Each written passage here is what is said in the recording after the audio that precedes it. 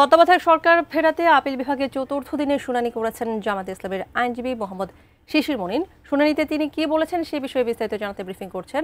আমরা সরাসরি চলে যাচ্ছি সেখানে। পে করেছে, অনেক খেসারত দিয়েছে, অনেক সাফারিংস হয়েছে, অনেক পেইনস হয়েছে।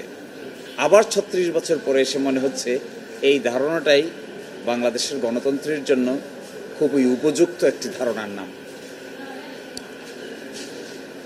এবং কখনো যদি কোনো জাতীয়ভাবে কোনো জাতির নেতৃত্বরা খামখেয়ালি সিদ্ধান্ত নেন, তাহলে সেই দেশের মানুষের কি হয়? তত্ত্বাবধায়ক সরকার বাতিল করার পরে আমাদের দেশের মানুষ তা হারে হারে টের পেয়েছে। এবং বিগত ১৭ বছরে এই কেয়ারটেকার গভর্নমেন্ট সিস্টেমকে বাতিল করে যে ধরনের কনসিকুয়েন্স হয়েছে, এই জাজমেন্ট দেওয়ার সময় অনেক সিনিয়র আইনজীবী এবং মাইনরিটি জাজেস ৩ জন সকলেই বলেছিলেন যে এই ব্যবস্থাটা যদি বাদ করা হয় তাহলে কি কি ঘটতে পারে। তারা যা যা বলেছিলেন ঘটতে পারে, তার প্রত্যেকটি ঘটনাই বিগত ১৫ বছরে একটার পর একটা ঘটেছে। এই জন্য আমরা আদালতে বলেছিলাম ওই দিন যে এই জাজমেন্টটা, মাইনরিটি জাজমেন্টটা হলো প্রফেটিক জাজমেন্ট। অনেক সময় মতদ্বৈততাটা পরবর্তীতে সত্য প্রমাণিত হয়, এইখানকার মতদ্বৈততা পরবর্তীতে সত্যে প্রমাণিত হয়েছে। শিয়া বাটার ও ভিটামিন ই সমৃদ্ধ লিলি বিউটি সোপ, তারুণ্যময় উজ্জ্বল ত্বকের জন্য। রিমার্ক।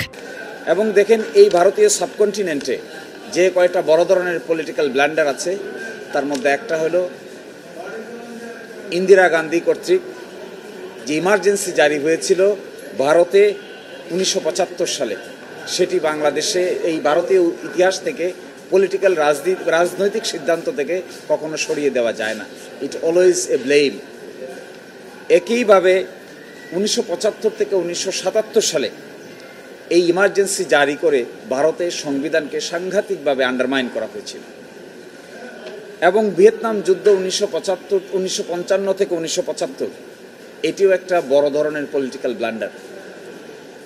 এবং আপনি দেখবেন যে ওয়াটারগেট কেলেঙ্কারি ১৯৭১ সালে যেটা হয়েছিল, এটাও একটা পলিটিক্যাল ব্লান্ডার। আমরা আজকে আদালতকে বলেছি যে তত্ত্বাবধায়ক সরকার বাতিল করা এটিও একটি পলিটিক্যাল নেতৃবৃন্দের দূরদর্শিতার মারাত্মক অভাবের ফল। এবং এটিকে বাতিল করে যে কনসিকোয়েন্স তৈরি করা হয়েছে, এই কনসিকোয়েন্সের খেসারত আমাদের দেশকে দিতে হয়েছে অনেক দিন। আমরা চাই এটা এখানেই শেষ হোক। আমরা এটাও বলেছি জামায়াত ইসলামী কার পক্ষে রায় গেল, কার বিপক্ষে রায় গেল, এটা নিয়ে কনসার্ন না। আমাদের পক্ষে রায় গেল কিনা এটা নিয়েও আমরা কনসার্ন না, আমাদের বিপক্ষে রায় গেল কিনা এটা নিয়েও আমরা কনসার্ন। আমরা কনসার্ন হলো কি করে একটা গ্রহণযোগ্য সমাধান বের হয়, সকলেই অন দ্য সেম পেজ থাকতে পারে, এটাই সবচেয়ে বড় কনসার্ন। এই ক্ষেত্রে কেয়ারটেকার গভর্নমেন্ট সিস্টেম একটা অ্যাকসেপ্টেবল মেকানিজম, যেটা একটা ইউনিক এক্সাম্পল আকারে আমাদের এই দেশে বারবার প্রমাণিত হচ্ছে। সেই জন্য আমরা বলেছি এই আপিলটাকে অ্যালাউ করা উচিত, কেয়ারটেকার গভর্নমেন্টকে রেস্টোর করা উচিত, কিন্তু তার সাথে কোনো অবজারভেশন দেওয়া উচিত না। যেহেতু একটা বৃহত্তর সংস্কার প্রক্রিয়া চলমান, জুলাই চার্টার হয়েছে, আদেশ হবে, গণভোট হবে এবং পরবর্তী পার্লামেন্টে এটি নিয়ে আলোচনা হবে। এই জন্য একে কেন্দ্র করে সুপ্রিম কোর্ট কর্তৃক সুনির্দিষ্ট কিন্তু অবজারভেশন থাকা উচিত না, বরং এই আপিলটা অ্যালাউ হবে কিনা, ডিসমিস হবে কিনা, এটাই হওয়া উচিত সুপ্রিম কোর্টের নিষ্পত্তির মূল প্রতিপাদ্য বিষয়। এখানে যদি বাড়তি কোনো অবজারভেশন থাকে, কোনো ডাইরেকশন থাকে, তাহলে ইতোমধ্যে জুলাই চার্টার এবং পার্লামেন্টে উপস্থাপিত যে প্রপোজাল এগ্রি করেছে রাজনৈতিক দলগুলো, সেই বৃহত্তর সংস্কার প্রক্রিয়া কিছুটা হলেও ক্ষতিগ্রস্ত হতে পারে।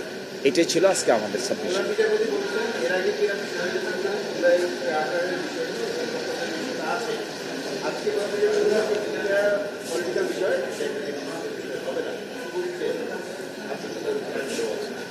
আমরা বলতে চেয়েছি যে অনগোয়িং সংস্কার প্রক্রিয়া চলমান, যার মধ্যে কেয়ারটেকার গভর্নমেন্ট সিস্টেমটা কি হবে, এটাও একটা আলোচনার বিষয়।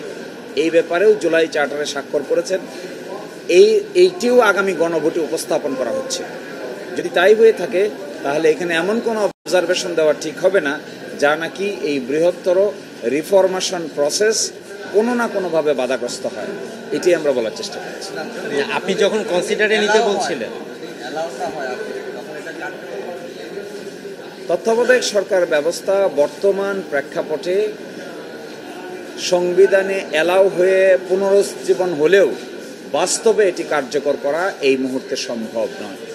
কারণ এখন যে সিস্টেমের মধ্যে আছি সেই সিস্টেমে আমাদের সংবিধানের পূর্ববর্তী আর্টিকেল 58 ক খ গ ঘ যে সিচুয়েশনে এটাকে অ্যাপ্লাই করতে হয় এই সিচুয়েশন বাংলাদেশে আপাতত নাই।